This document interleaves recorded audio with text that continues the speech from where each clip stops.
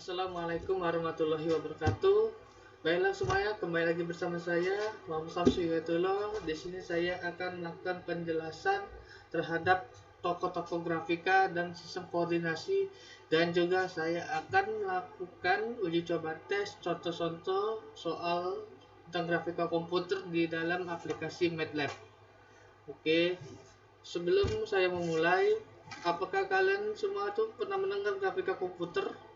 Jadi sebelum saya akan memulai contoh-contoh yang akan saya lakukan, saya akan melakukan penjelasan apa itu grafika komputer dan juga tokoh-tokohnya.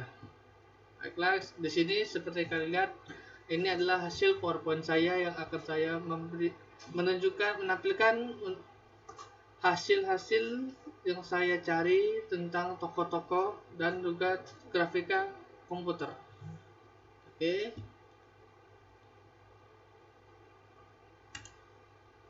Ini perkenalkan saya, Muhammad Samsu Hidayatullah. Saya juga seorang mahasiswa dan juga programmer. Saat ini saya sedang di semester 4 menuju ke akhir semester 5 lah. Oke, kita ke slide selanjutnya. Oke, seperti yang kalian tahu, apa kalian tahu itu apa itu grafika komputer? Nah, ini saya akan jelaskan. Grafika komputer itu adalah teknik-teknik dalam ilmu komputer dan matematika untuk mempresentasikan dan memanipulasikan data gambar menggunakan komputer. Dengan bahasa lain, istilah grafik komputer itu juga dapat diartikan suatu selain teks dan suara. Nah, grafika itu seperti kita membuat grafis-grafis pada komputer seperti grafis bidang segitiga atau persegi 4, persegi panjang, bujur lintang, dan grafis-grafis lainnya. Jadi kalau kalian ingin membuat grafika di komputer itu bisa lewat aplikasi MATLAB. Oke, kita selanjutnya. Oke, kita akan melakukan penjelasan tokoh-tokoh grafika. Yang pertama adalah William Feather. Nah, ini disclaimer dulu untuk penonton. Saya di sini membuat 4 tokoh yang melakukan pengembangan terhadap teknologi menggunakan grafika komputer dari dulu sampai sekarang. Nah, ini adalah yang pertama, yaitu William Feather. Mempopulerkan istilah komputer grafik pada tahun 1960. Istilah ini digunakan untuk menjelaskan metode perancangan pesawat baru yang dikembangkan di tempat ia bekerja, yaitu Boeing. Citra yang dia produksi menggunakan plotter, menggambarkan rancangan kokpit menggunakan model 3D pada manusia. Oke, selanjutnya.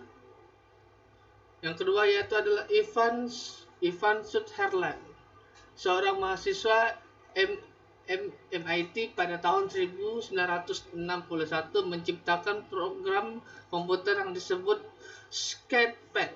Dengan bantuan light pen, seseorang dapat menggambar dengan sederhana pada layar komputer. Nah, seperti yang kalian tahu kan, pasti rata-rata seorang grafis itu menggunakan Sketchpad atau yang kita sebut itu sebagai pen yang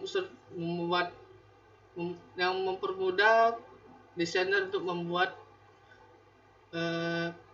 grafik-grafik atau berbagai macam lainnya. Oke, selanjutnya.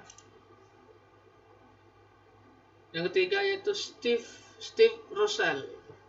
Di tahun yang sama menciptakan video game pertama yang disebut dengan Space War. Program ini dijalankan pada mesin DEC PDP-1 dan sekaligus menjadi program uji bagi setiap komputer DEC yang dipasarkan. Oke, selanjutnya.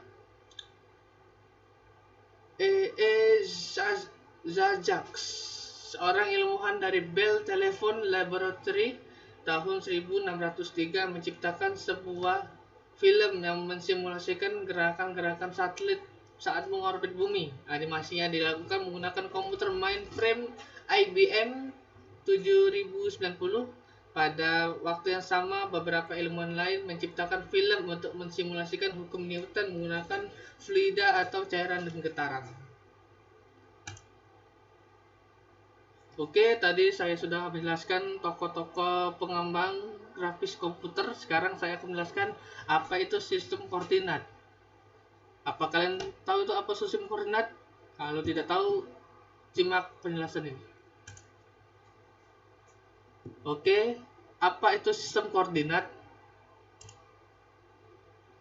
Sistem koordinat adalah sistem yang menunjuk pada proses peraturan dan pengelola sumber daya komputer dalam lingkungan jaringan. Ini melibatkan pemantulan, peraturan, dan sinkronisasi berbagai komponen perangkat keras dan perangkat lunak dalam jaringan komputer untuk mencapai kerja yang optimal.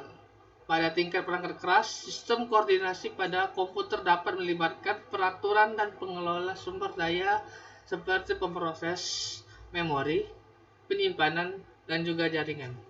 Misalnya, sistem operasi pada komputer dapat memprioritas alokasi memproses untuk berbagai tugas atau mengelola penggunaan memori untuk menjaga kinerja efisien. Nah, seperti yang kalian lihat ini, penggunaan memori ini menunjuk pada salah satu komponen komputer yaitu yang sering kalian tahu seperti untuk mengupgrade laptop lah, apa PC lah, atau HP lah, yaitu ada RAM dan juga ROM. Itu juga penyimpanan memori untuk menjaga kinerjanya sebagai efisien, cepat, dan mudah digunakan.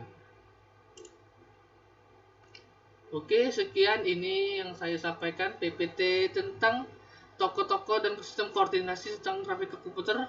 Selanjutnya saya akan menunjukkan contoh-contoh membuat grafis menggunakan aplikasi MATLAB. Oke, kita ke sebelah sini ya.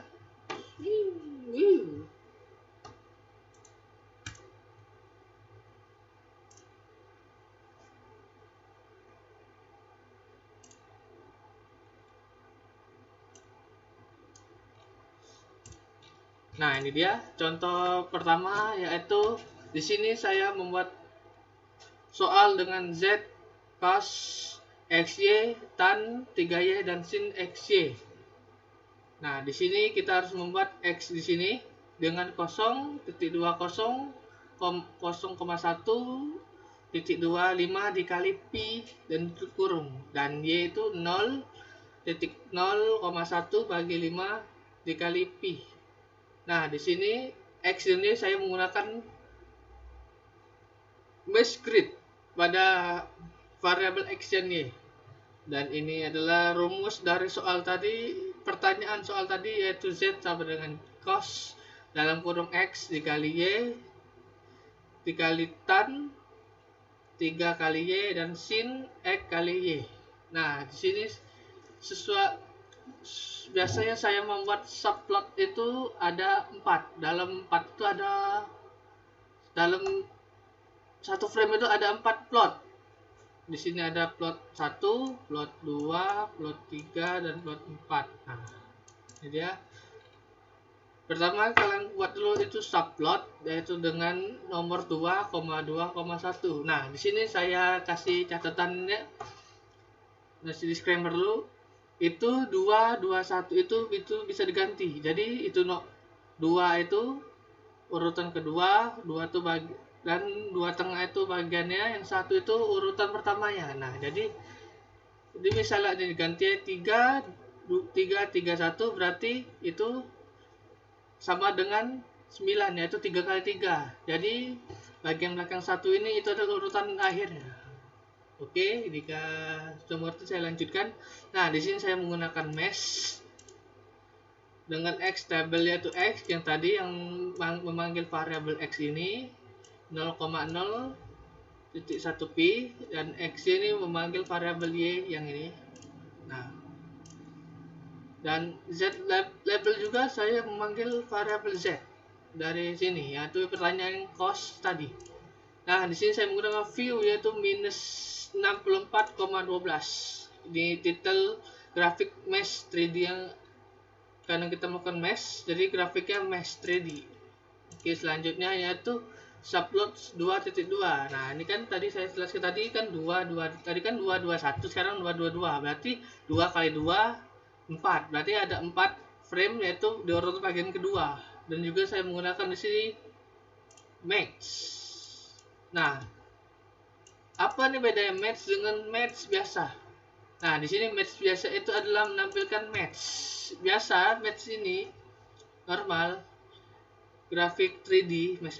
Nah, di sini kalau mesh C ini menampilkan grafik mesh dengan 3D berkonstruktor. Nah, seperti kalian tahu kan, ini sama juga X labelnya ini X, Y juga Z, dan view 32,18. Nah, titelnya sini grafik mesh 3D berkonstruktor seperti yang saya jelaskan tadi kan, sama kan. Dan selanjutnya ini adalah subplot 2,2 kontur 3. Nah, ini sama saja subplot 2223 ini 2 kali 2 yaitu ada 4 frame dengan urutan ketiga yaitu counter 3. Nah, counter apa lagi, Bang? Nah, ya, counter itu jenis grafik counter juga, tapi hanya berbeda agak sedikit sih, tapi sama saja. Ini selanjutnya yaitu subplot 224. Ini sama saja seperti tadi, yaitu plot 3. Nah, di sini saya menggunakan plot 3. Kan beda kan tadi seperti mesh C dengan kontur 3. Nah, di sini adalah plot. Plot itu adalah grafik garis, yaitu garis-garis. Nah, seperti ini garis, ini garis. Jadi setiap frame itu jadi grafis itu garis-garis. Dengan memanggil sama seperti tadi variabel X, variabel Y, Z dengan tapi menggunakan view 48,24. Oke, karena ini sudah saya jelaskan, kita uji coba. Apakah nanti bisa?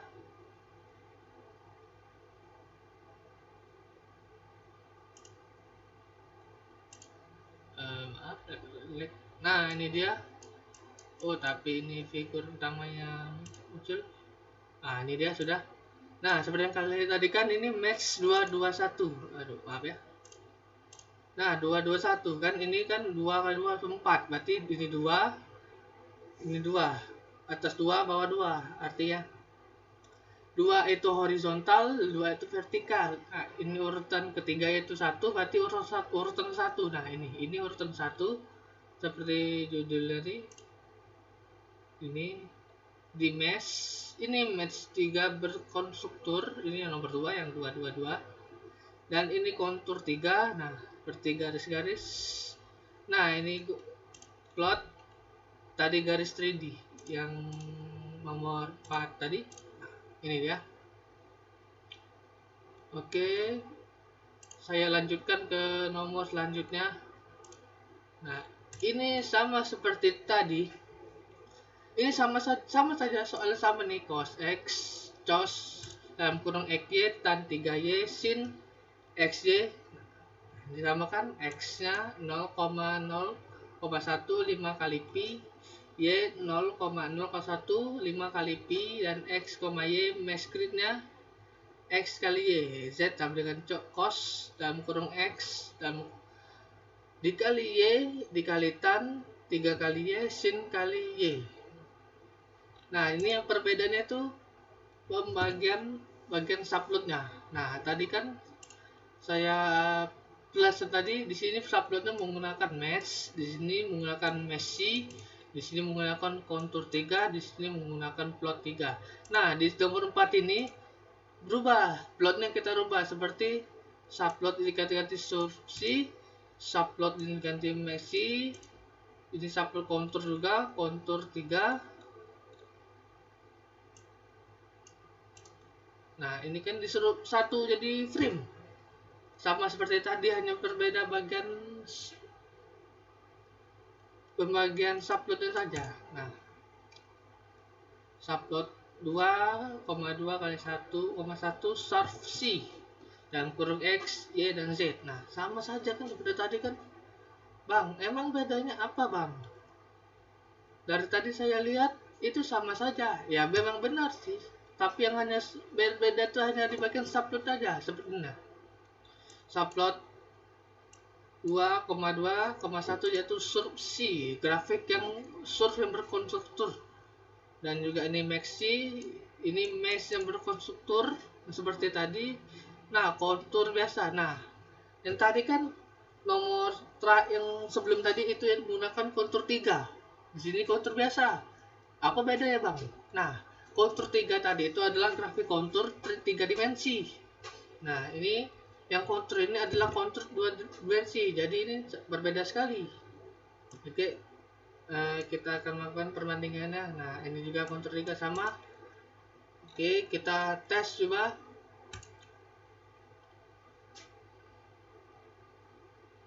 Maaf, laptopnya agak sedikit lemot. Nah, ini dia. Kan ini sama saja seperti tadi tuh.